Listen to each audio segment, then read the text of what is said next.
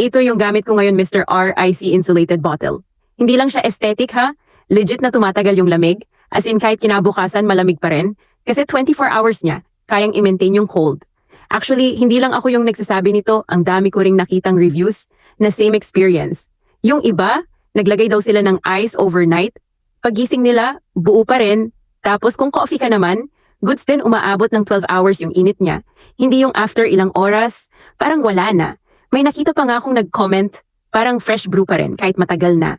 Ang pinakagusto ko, leak-proof siya. Kahit itapon ko lang sa bag ko, hindi ako kinakabahan na baka tumagas. And same din sa reviews, ito yung lagi nilang sinasabi, no leaks talaga kahit travel or commute. Plus, stainless steel siya, so walang weird na lasa. Alam mo yung ibang tumbler na may aftertaste? Dito wala talaga. At ang linis tingnan, ang dali palagyan ng ice kasi wide yung opening.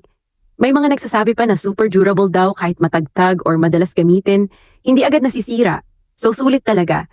Honestly, hindi na ako bumalik sa mga ordinary na tumbler. Mas tipid pa in the long run and less plastic waste pa.